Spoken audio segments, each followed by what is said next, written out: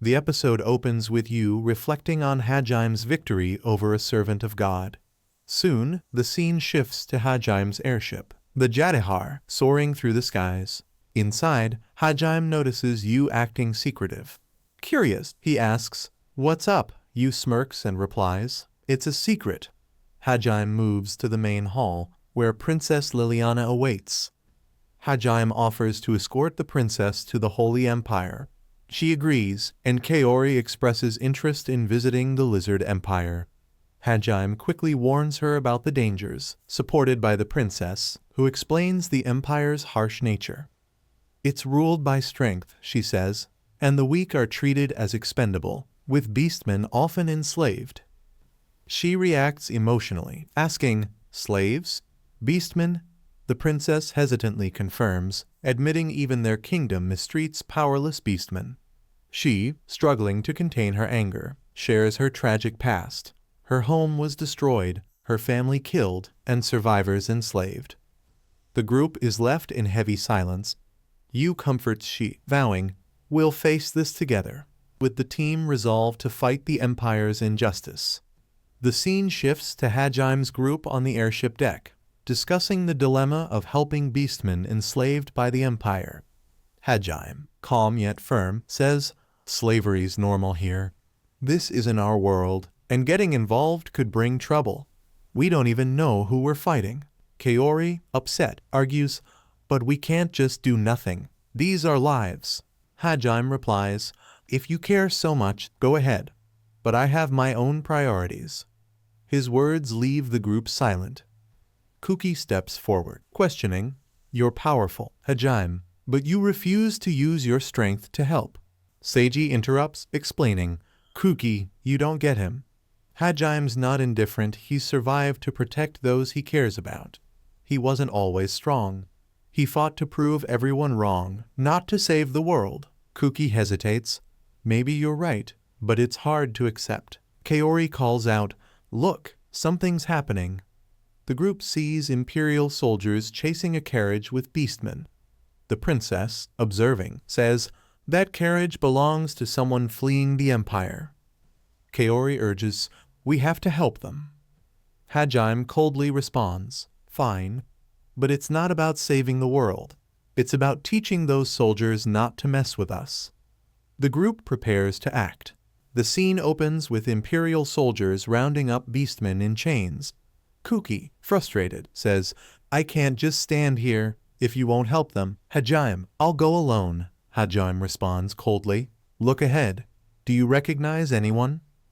Kuki notices a trembling villager pointing to the captives. "Those are Lima and Nina, from my family." Hajim nods. "Watch closely. They're not here for prisoners long." An arrow suddenly kills a soldier, and Mina fights back fiercely. Kuki is amazed, asking, "How are they so strong?" Saya explains, "It's Hajim's training." The villagers' strength shocks the group. The beastmen, now empowered, fight back. A soldier sneaks up, but is instantly killed by Glajar Bhima, a massive creature under Hajim's command. The beastmen cheer as Hajim's airship appears. Hajim lands, greeted by a villager's gratitude. "What's going on?" Hajim asks. The elder explains the Empire's attack and their goal to enslave the villagers, especially the women. Hajim, calm but grim, promises they'll regret it. The villagers reveal the Empire's kidnapping plan to use them as slaves for labor, especially young women. Hajim's tone hardens as he offers to help. "If you're willing, come with me." The villagers agree. As they prepare to leave, California expresses her desire to go ahead first. Hajim, concerned, tells her not to force herself to smile and promises to help her. She admits, "I want to see my father and the villagers safe." The scene shifts to the Empire, where Ka's father and others are imprisoned, strengthening the group's resolve. They entered the capital, and from the looks of it, what they heard before seemed to be true. The Empire was notorious for being a slave trader, and when Kai tried to help a slave, Hamie warned him not to, as it would get everyone into trouble. Kai questioned why Hamie cared about Shia and not the other beastmen. Hamie cleared things up, explaining that only Shia was special to him, not the others. Shia was relieved, and Tio observed that Shia always helps others, so she advised Shia to let herself be spoiled for once. There's a man who could do that for her. Everyone gathered and talked about Shia's family and tribesmen. They heard that it was already the talk of the town that the rabbit tribe's chief had been arrested. Hammy decided to look into it, though everyone thought he wanted to do it outdoors with Shia, but he had no intention of that right now. The steamy talk was making others jealous, and there were guesses that Hammy hadn't done anything with Shia yet. Hammy had enough and told them he was going to torture someone for information, so he only wanted to take Kai with him. When they returned, everyone noticed that Shia seemed to be glowing, and they wondered if something had happened. But no, she had only drunk Hammy's blood. Hammy got the information he needed and decided to save the prisoner, but he would only take Kai and Shia with him. Kai thought talking to the emperor might help, but Lily was in the castle, and Kai had the title of hero. The people here were bad and would affect Lily's diplomatic talks with the emperor, but Kai still just wanted to help. Hammy did have a dangerous job for Kai, but after some persuasion, Hajim asked Kai to create a distraction so he could sneak into the prison. To hide their identities, they made Power Ranger masks. Hammy made different color varieties for them, giving the red one to the leader, the blue one to Sakagami because he was cool, yellow to Takaguchi, and the remaining cute color pink went to Shia, who hated the idea. Everyone laughed, knowing her bedroom was filled with stuffed animals, especially rabbits and cats, so they tricked her into wearing the pink one. Meanwhile, the bunny prisoners were talking about how Cam had been acting strangely, mimicking Hammy. They thought that if Hammy had been there, the whole prison would crumble. Cam mocked the Imperial soldiers with beautiful words, and Hammy wondered if Cam even needed help. Shia was embarrassed after hearing that, but she asked Hammy to save her father, who was near death but still taunting others. Hammy brought the prisoners back to the tribe, where Shia went for revenge for making her wear pink. Cam wanted to talk and revealed that the king of the empire was interested in the Holia tribe because they were different and wanted to keep them as pets. He was planning to go to war with the empire, but Shia was against it, as they were only 100 strong. She was even willing to stop them with violence. Hammy stopped her, pulling her tail, and Cam opened up about his training of the tribe. The king had tried to kill him but became more interested in them and ordered the capture of the entire tribe. Cam's plan was to assassinate the king's close friends and supporters, but that would only give the empire a legitimate reason to kill all the rabbit beastmen. Shia was feeling down, but Cam told her they were fighting for the right to live. He wanted Shia to always look up, as she had gained power and traveled the world with Hammy. Hammy announced he wouldn't fight in the war, but would definitely help them out. He didn't want Shia to be sad, so he ordered everyone to target the king, not the small fries.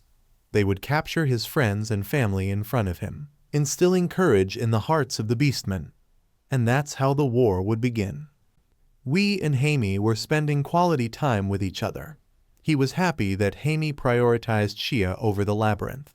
Well, Shia had become somewhat important to him nonetheless, but Hammy is more precious. There were others coming to get Hajim. Hammy couldn't hold herself back and kept on kissing even though others came in. He even invited Shia to join in. Kai became jealous and stopped this show, pulling them away from there. Princess Lily meets the king of the empire and his son. Lily told him about the death of all the powerful people from her kingdom. Guard couldn't believe that Nagumo was that powerful, but Lily confirmed it and told him that Nagumo doesn't like being bothered. Guard knew Lily was here for some other matter, and Lily opened up. She needed aid for her kingdom and even troops to strengthen her defense. To make this happen, Lily even agreed to marry his son, Bias. But aside from that, Guard told her about 4 Power Rangers who showed up last night. It wasn't a demon because one of them had a sword similar to the Holy Sword. The princess knew it was Kai for sure, and the attackers were talking about the condition of slaves being improved. Guard guessed they could be from another world based on their way of talking. But Guard also revealed the capture of a special rabbit beastman, unlike others who couldn't fight. However, those rabid beastmen broke out of prison last night. Lily knew clearly who was behind this. A messenger announced that Princess Lily's friends had arrived, the hero and his party. They sent a guy to bring them in. That stupid face belonged to Grid, and his eyes were fixed on Shia. Grid somehow knew Shia, and Shia recognized him as the one who had murdered her kin before. Grid crossed the line and tried to show that all beastmen are slaves here, even if they're from the hero's party. Grid asked Kai to let him have Shia so he could sell her, offering another slave in return. Haney told Grid they didn't have time to waste on a nobody like him, putting him in his place. After that, Lily asked them about their commotion when they met, but Nagumo wasn't seriously listening. For a quick explanation, he told her Shia was sad right now. Shia tried to be tough, but when Lily mentioned they could meet Guard in a while, she asked what happened to make up some sort of story to hide their involvement. Nagumo told her to just say they finished their work and got back early. This talk was going nowhere. What Lily couldn't understand was why they came in after causing last night's incident. Still, Nagumo tried to play dumb. Then the king called them all to meet. Nagumo showed the utmost courtesy to him, which scared everyone. Guard knew Nagumo was acting and told him to be his usual insolent self. After that, Guard asked about the artifacts Nagumo could make with the skill he gained from the dungeon. Nagumo had the ability to make anything and everything powerful. However, he never shared it with anyone, as if monopolizing it all for himself. Nagumo showed he didn't care what others thought. The king's people were ready to act, but Guard stopped them, knowing Nagumo could kill them all, not to mention he had strong girls around him too. Guard tried to make a deal, asking for Shia in exchange for other rabbit beastmen, women and children. But Nagumo rejected the deal. Guard brought up the prison break from the previous night, but Nagumo played it cool. Guard then tried to take Nagumo on his side as an ally, but Nagumo had no interest. Guard invited them to the welcoming banquet, which also served as an engagement ceremony for his son and Princess Lily. Lily's father had passed away, leaving her kingdom unstable. That's why she arranged this political marriage to strengthen her kingdom. However, others in the kingdom didn't know about it yet. Lily said they'd have to accept it. Kai opposed the political marriage, insisting she should marry someone she loves. He asked Nagumo for his opinion, but Nagumo said it was politics and they should stay out of it. Everyone else agreed with Nagumo and didn't take it seriously. Later that day, Lily got ready for the engagement ceremony. Bias came into her room, and the maids and guards left to give them privacy. Then Bias attacked Lily, trying to steal her chastity. He touched her chest, pinned her down, and made fun of how helpless she was. This excited him, and he wanted to do it before the ceremony to humiliate her further. As he ripped off her clothes and was about to proceed, a metal spider stung his neck, knocking him out. Lily knew and thanked Nagumo for his assistance.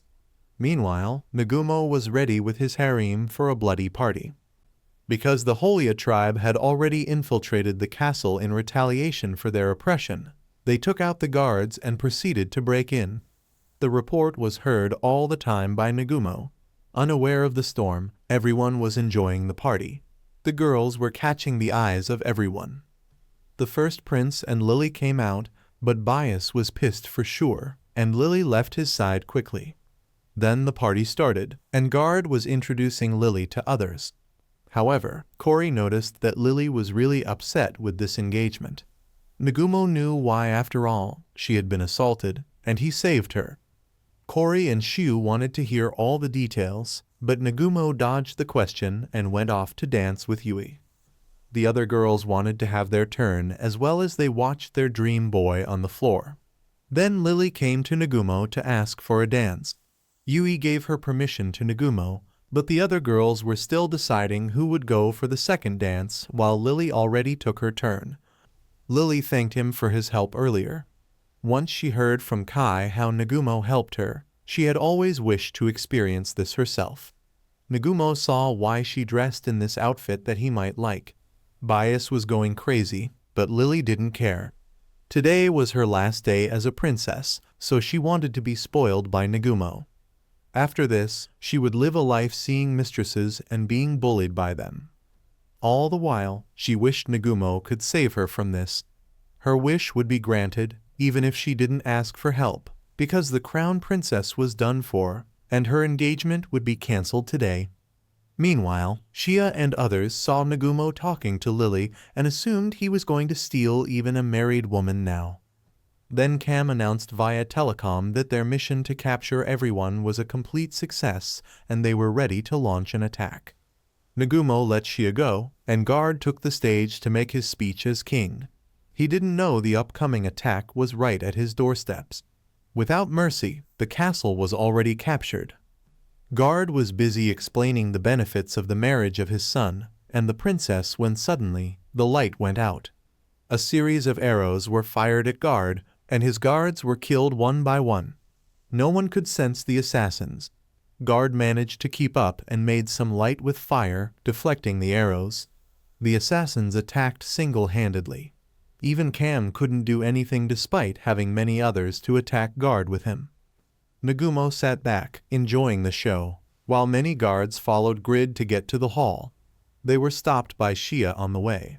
She reminded him that she was the rabbit beastman of the tribe he once slaughtered and took as a slave. That's why it was revenge time. Grid underestimated her and sent his guards, but they were thrown away like nothing. Even when they surrounded her, they couldn't keep up. Shia got them for good in the end. The last one was Grid himself. She sent him on a sky tour with her hammer, which calmed her heart as she exacted revenge for her fallen brethren. Cam still couldn't do anything to Guard, but suddenly Guard lost his balance. Cam had secretly used poison on him, giving them the opportunity to paralyze him with arrows. Cam gave him the antidote to keep him alive.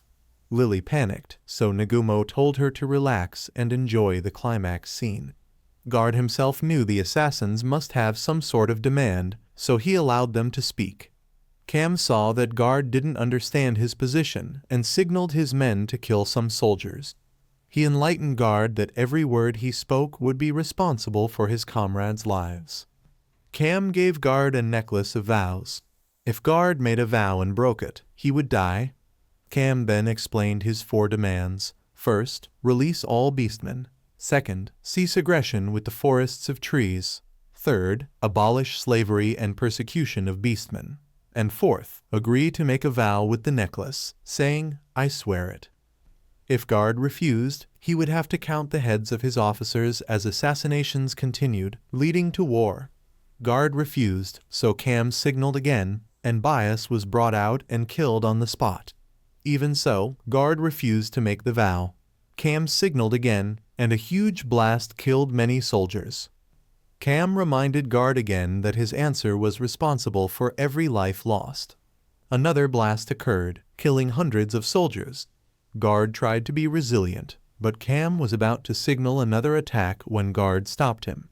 Guard surrendered and accepted defeat, promising to fulfill their demands.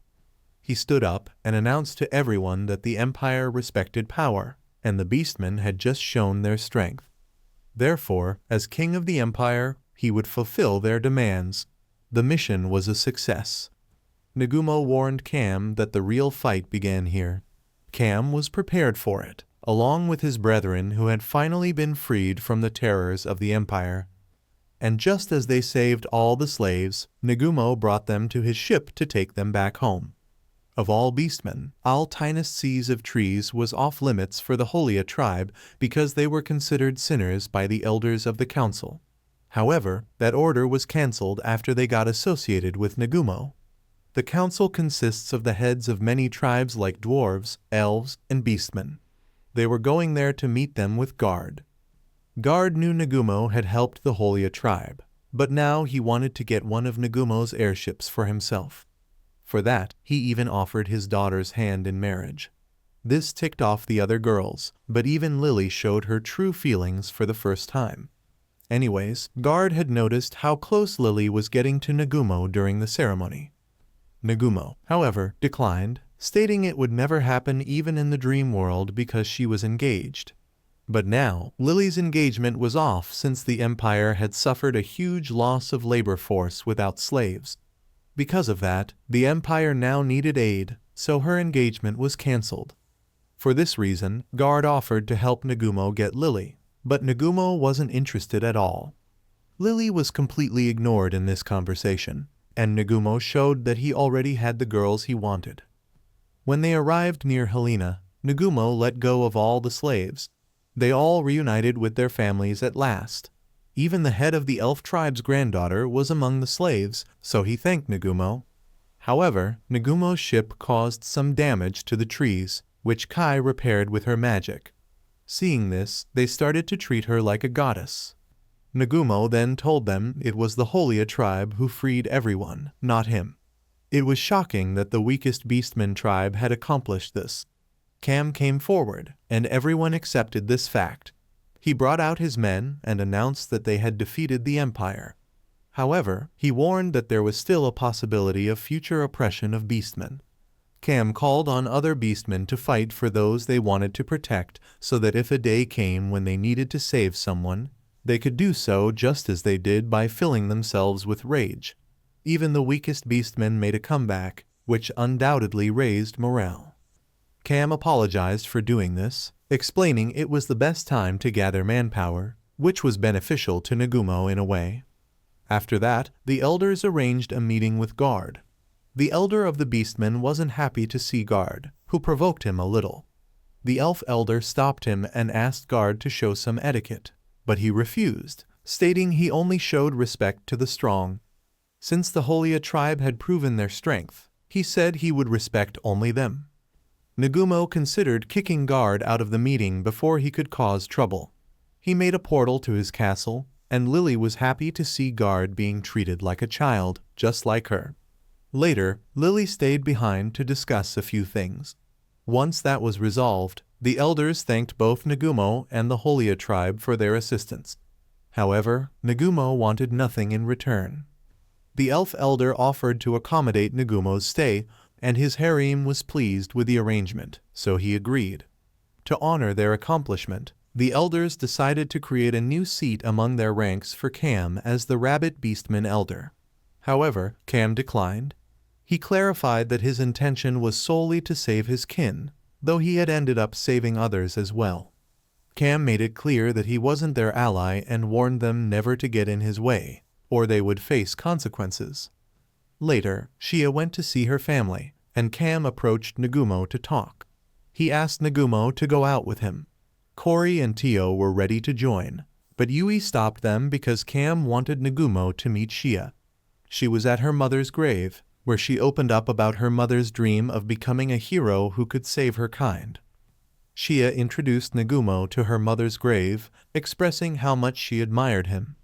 Nagumo admitted he had once thought he would always be with Yui, taking on the world by themselves. But then Shia came into their lives, filling them with happiness. Since then, life had been so much fun, and he thanked Shia's mother for bringing Shia into his world. Shia was overwhelmed with happiness and promised to repay Nagumo for everything he had done for her. However, Nagumo told her that her smile was more than enough. Shia then took him to a spot in the trees where she and her mother used to sneak out to enjoy the view. Feeling shy under Nagumo's gaze, she grew flustered. Nagumo, feeling sleepy, asked if he could rest on her lap. And so, Nagumo finally accepted Shia as his wife. Meanwhile, Cory was growing stronger by the day. Yui noticed that the gap between her and Cory was shrinking, though Kai believed she still had a way to go. Kai's powers seemed like cheats in the eyes of others. Finally, Nagumo and everyone prepared to enter the next dungeon. In the credit scene, Nagumo was shown back on Earth, where Yui came in to wake him up for school. So, what happened in the back was that a portal opened in the kingdom's castle, from which Lily came down. Nagumo had thrown her off like a doll. Lily was happy to reunite with her other friends, but their teacher asked if something had happened with Nagumo. Lily started gibberish talking and tried to play dumb. However, she was feeling down because Nagumo had treated her roughly and caused trouble. Yet, she was happy when he saved her, noticed her new dress at the party, and danced with her. Nagumo explained that he saved her from assault only to ease Sai's worries, which means Nagumo had gained a new harem member. Anyway, the whole gang was near the dungeon, so Nagumo told Cam to return with the other tribesmen. Then, he placed a ring in the stone, which gave them a hint about their upcoming test. Another ring made the tree glow and opened the way for them to enter the dungeon. As they got teleported, some members of the gang went missing. No one noticed at first, but Kai asked Nagumo to lead the way. Nagumo instructed them to look for clues to find the right path. However, he sensed something odd, so he hung 3 imposters in the air. With one glance, he knew they weren't real. He questioned them, but when he got no answer, he shot one, revealing her body as slime. Nagumo deduced that the real members might have been teleported elsewhere. Shu asked how he knew they were imposters, and Nagumo simply replied that he just knew. As they moved forward, they heard rustling in a bush. A monster appeared, so Kai and his team decided to engage it. However, they struggled, as these monsters, controlled by demons, cornered them easily. Nagumo and his girls joined the fight and told Kai to find his friends. After defeating the monsters, a little goblin appeared. Kai rushed to attack it, but Nagumo stopped him, revealing it was actually Yui. Nagumo understood her situation and instructed Kori to use restoring magic, but it didn't work. Nagumo gave Yui a shell that allowed her to communicate. Despite her form, Nagumo showed his love for her, and they pressed on.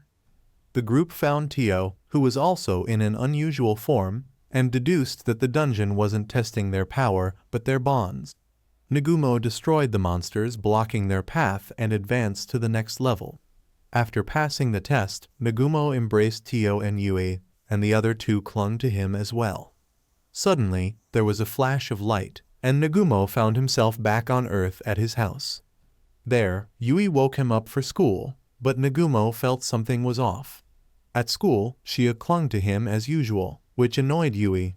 Nagumo noticed peculiar details, like Shia's headband, and began questioning where he had met Yui before. This nostalgia lingered until Shia cried because Nagumo didn't listen to her. He apologized, and Yui intervened. The 2 love rivals greeted each other, but then Tio appeared as a teacher, irritating Nagumo. After school, Nagumo went to pick up his sister Mu, but they encountered a girl being assaulted by goons. Shia stepped in, and Nagumo realized she didn't need his support. Exhausted, he returned home, where Yui, in an elegant dress, hugged him from behind. While it felt like a dream come true, something felt wrong. Nagumo remembered his vow to take on the world with Yui, which helped him see through the illusion. This ideal Yui, who acted perfectly, was the problem. The real Yui, along with the other girls, were troublemakers, but they shaped who Nagumo was. He broke the hallucination, passing the bond test. He emerged from the amber that confined him and saw the others still trapped in their tests.